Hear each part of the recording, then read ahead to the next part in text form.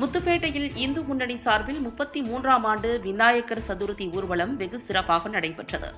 பாஜக மாநில பொதுச் செயலாளர் கருப்பு முருகானந்தம் கொடியசைத்து ஊர்வலத்தை துவக்கி வைத்தார்.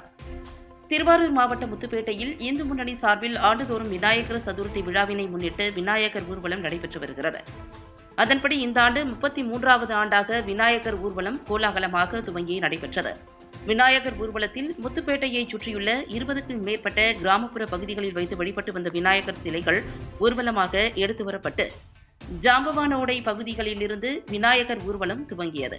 இந்த ஊர்வலத்தை பாரதிய ஜனதா கட்சியின் மாநில பொதுச் செயலாளர் கருப்பு முருகானந்தம் கொடியசைத்து துவக்கி வைத்தார்.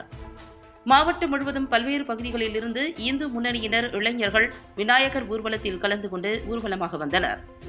மாவட்ட நிர்வாகத்தின் சார்பில் 3000க்கும் மேற்பட்ட காவலர்கள் பாதுகாப்பு பணியில் ஈடுபடுத்தப்பட்டிருந்தனர். மேலும் ஆங்காங்கே சிசிடிவி கேமராக்கள் பொருத்தப்பட்டும் உயர் கோபுரங்கள் அமைக்கப்பட்டும் பாதுகாப்பு பணி பலப்படுத்தப்பட்டிருந்தது. குறிப்பாக முத்துப்பேட்டை பகுதியில் உள்ள அனைத்து தர்காக்களிலும் பலத்த போலீஸ் பாதுகாப்பு போடப்பட்டிருந்தது.